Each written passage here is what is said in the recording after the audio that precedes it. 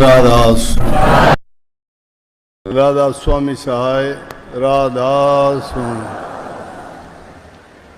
प्यारी साध संगत जियो, भाइयों बहनों, बच्चों, जितने भी आप सत्संग लाभ के लिए उपस्थित हुए हो, शांति से बैठ के सत्संग लाभ उठाएं।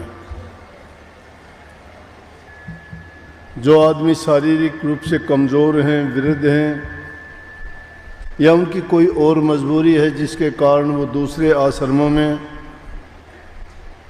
नहीं पहुंच सकते, उनकी भावना होती है कि हम भी दर्शन करें, साक्षात सत्संग सुनें। क्योंकि जब आमने सामने बैठ के सत्संग श्रवण किया जाता है, उसका आनंद कुछ अलग ही होता है। सत्संग तो देखने के लिए आपके दूसरे माध्यम भी बहुत हैं, टीवी में, व्हाट्सएप पे, फेसबुक पे और टीवी चैनलों पे आते रहते हैं, लेकिन जो आनंद वास्तविकता में है वो उसकी नकल में नहीं है। और सत्संग एक ऐसा माध्यम है जिस प्रकार से हम रोज़ाना स्नान करते हैं, शरीर पे लगी मैल पसीना साफ करने से शरीर की सफाई होती है, उसमें दाग धब्बे बदबू वाली चीज़ अगर कोई होती है तो वो धुल जाती है। इसी प्रकार से अपने घरों में, मकान में जहाँ हम रहते हैं, हर चीज़ का बड़ा ख्याल करते हैं सफाई के लिए कि उनको साफ सुथरा रखा जाए। साफ सुथरी जो वस्तु होती है देखने में भी अच्छी लगती है, उसके पास रहने से भी हमें सुकून मिलता है। अच्छी चीज़ वातावरण को भी अच्छा और पवित्र बना देती है। बाहर की सफाई हम कर लेंगे, हमारे बस की बात है, कपड़े साफ कर लेंगे, शरीर साफ कर लेंगे, घर आंगन को साफ कर लेंगे, लेकिन जो मुख्य करके जो रोग हमारे अंदर में फैलाता है वो हमारा मन है। उसकी सफाई बाहर से नहीं हो सकती, इन आँखों से उसको देखा नहीं जाता, इस मन से ही मन को जांचा भी नहीं जाता, और उसके बारे में हमारे आदत, हमारा बोलचाल का तरीका ये जाहिर कर देता है कि हमारे मन में क्या है।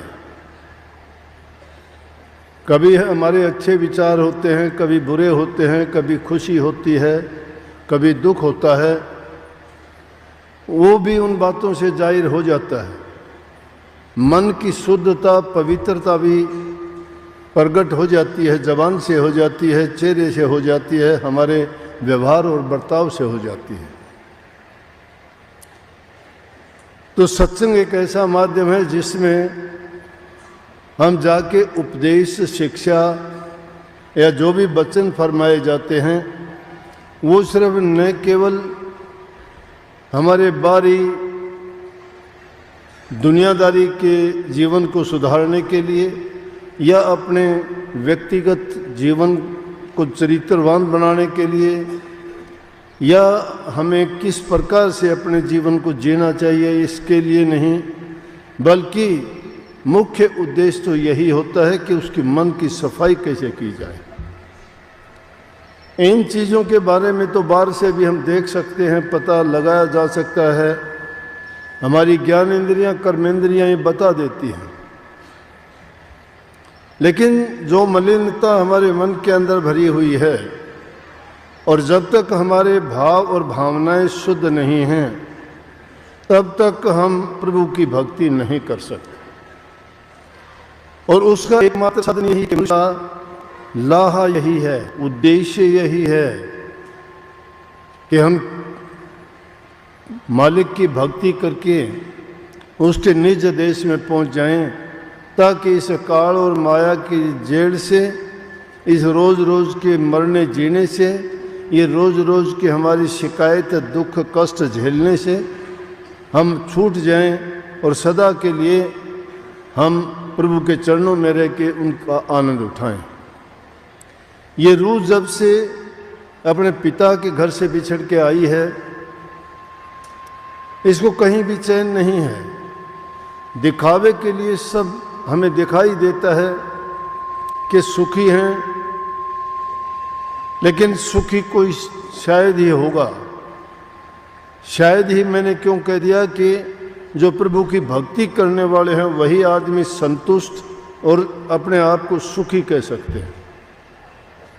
जिनको दुनियादारी की वस्तुओं की लालसा लगी रहती है, जो सुख दुनिया की वस्तुओं में ढूंढना चाहते हैं, इस दुनिया में उस शांति की खोज के लिए हर इंसान प्रयास करता है, लेकिन कहीं भी सफलता नहीं मिलती। किसी के पास कितना धन हो, किसी के पास कितना बल हो, किसी का लंबा चौड़ा परिवार हो, कितना भी उसका ऊंचा पद ओहदा हो, किसी भी जाति में पैदा हुआ हो, किसी भी वंश घर परिवार का वो हो, लेकिन प्रभु की भक्ति के बिना उसका ये दुख का जंजाल नहीं कटता। और भक्ति के रास्ते में ना कोई जाति अड़चन पैदा करती है, ना कोई ऊंचा पद प्रतिष्ठा, ये रुकावट तो बन जाती हैं, लेकिन ये काम नहीं आती।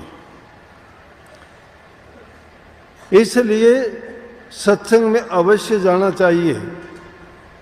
जो लोग सत्संग के बारे में जानते नहीं, उसके महत्व को समझते नहीं, उनके लिए सत्संग कुछ भी नहीं है। सत्संग उनके लिए एक तमाशा है, एक मेला है। हम में भी बहुत से लोग इसको एक मेला समझ के जाते हैं, लेकिन कोई नहीं। हम अगर मेला समझ के भी इसको आते हैं तो सुनते सुनते सुनते सुनते कभी ना कभी वो नकली चीज़ भी असलियत में बदल जाएगी। जब हमारे ऊपर कोई दुख विपदा आएगी, उस वक्त में जब हमें वो कोई बात सत्संग में सुनी हुई कि भाई हमें दुख के वक्त में क्या करना चाहिए, वो जब याद आएगी और उसको हम लागू करके देखेंगे, उसी वक्त हमें पता लग जाएगा कि सत्संग का महत्व और सत्संग का गुण क्या है। नहीं तो ये सत्संग में आना जाना दूसरे लोगों के लिए क्या है, क्यों बेवकूफ़ बने बैठे हैं। बेवकूफ़ भी कह देते होंगे सत्संगियों को, घर के आदमी ही कह देते होंगे, क्यों जाते हो रोज़ रोज़। अब अगर वो यूं कह दें कि रोज़ रोज़ नहीं, एक आध बार जाओ, अगर वो कोई कहता है मैं सत्संग में तो ज़रूर जाऊंगा, तो झगड़ा कर लेंगे उसके साथ। ये नहीं कहेंगे। अगर कोई बुरे रास्ते जाता है, उसको कोई मना करने वाला नहीं है। आज समाज में कितनी कुरीतियां फैल गई। कोई चरित्र से संबंधित देखो, कहीं शराब कबाब, कहीं मांस मछली अंडे की घर घर दुकान खुली हुई है, सरेआम सड़कों पे बिकती हैं। कितनी जीव हिंसा होती है, कितने बकरे मुर्गे या दूसरे जीवों की हत्या करके उनको आम सरे खुले में बेचा जाता है, और लोग उनका सेवन भी करते हैं, खाते भी हैं। कितने लोग नशे के कारण बर्बाद होते जा रहे हैं, जिनके कारण धन की बर्बादी, शरीर की बर्बादी, परिवार में अशांति और समाज में उसका तिरस्कार। कोई आदमी उसको इज्जत की दृष्टि से नहीं देखता, और फिर भी उन बातों में पड़ के अपने जीवन को बर्बाद करते जा रहे हैं। फिर भी वो लोग नहीं समझते। बुद्धि भ्रष्ट होती है, जिसमें कोई कानून कायदा, कोई मर्यादा नहीं रहती। उनको यहाँ तक कि ये होश नहीं रहता नशा करने के बाद कि माँ के साथ बर्ताव क्या होना चाहिए, बहन के साथ क्या होना चाहिए, पत्नी के साथ क्या होना चाहिए, और पिता के सामने क्या होना चाहिए। सब नाते बर्बाद जिससे होते हैं, और फिर उस बर्बादी के रास्ते को पाके तो इंसान खुश होता है। लेकिन जहाँ पे तुम्हारा चरित्र बनाया जाता है, तुम्हें इंसानियत सिखाई जाती है, तुम्हारी बुराइयाँ दूर की जाती हैं, तुम्हें इस जीवन का जो आनंद का सही तरीका है वो जहाँ दिया जाता है, उसको आप भूल जाते हो, उससे आप दूर भागते हो। वो हमारा अज्ञान है। ज्ञान ये नहीं है कि आपने कोई कहानी कथा सुन ली, आपको ज्ञान हो गया, 2 बात यादें कर ली, 2 भजन याद कर लिए या कोई और चीज के वो ज्ञान हो गया। ये ज्ञान नहीं, अज्ञान है वो। तो वो है कि इंसान को ये पता होना चाहिए कि मेरा जीवन का उद्देश्य क्या था, मैं क्यों आया था। अगर इस जीवन में पेट भर के यूं ही घूमना फिरना है, पशुओं की तरह से जीना है, तो जिए इंसान। या किसी निर्बल दुर्बल जीव पर अपना रोब दिखाता है तो क्या मिल जाएगा उसको। यहाँ तो प्रेम का मार्ग है। जो उन जीवों से प्रेम करता है सभी उस मालिक की संतान हैं हम। चींटी से लेके हाथी तक इंसान बुद्धिमान जरूर है, विवेकशील जरूर है, और जीवों से ज़्यादा इसको ज्ञानवान समझवान बनाया गया है। लेकिन उस ज्ञान और बुद्धि को जब सही ये प्रयोग नहीं करता तो कहाँ की इंसानियत है।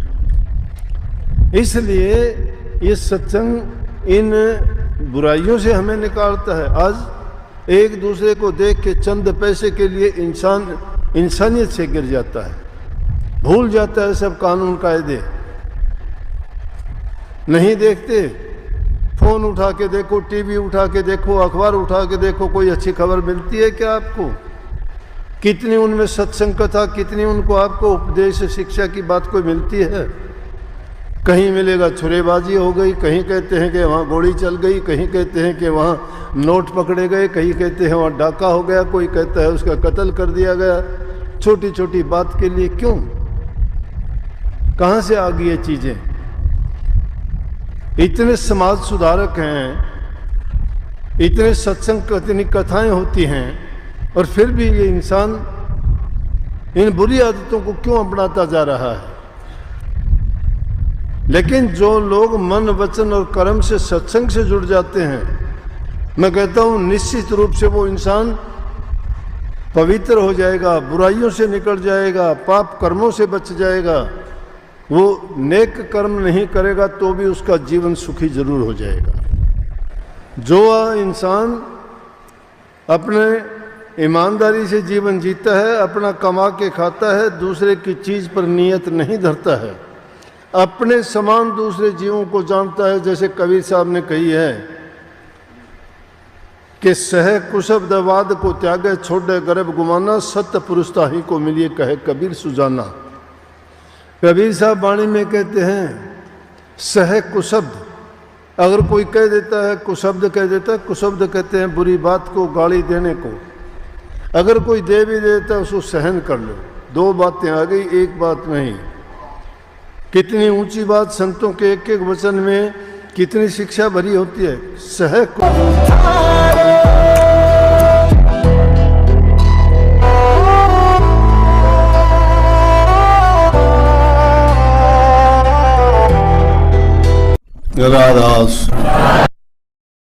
राधा स्वामी सहाय, राधा स्वामी।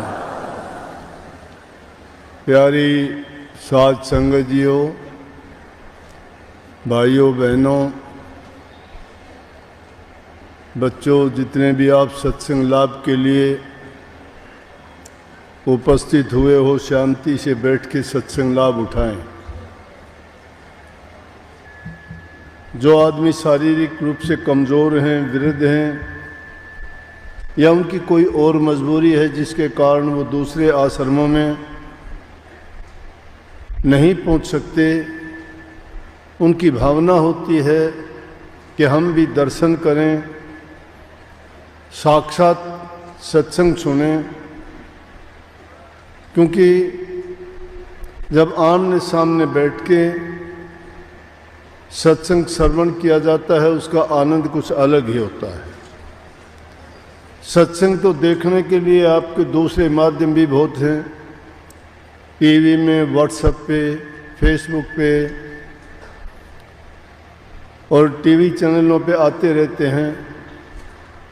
लेकिन जो आनंद वास्तविकता में है वो उसकी नकल में नहीं है।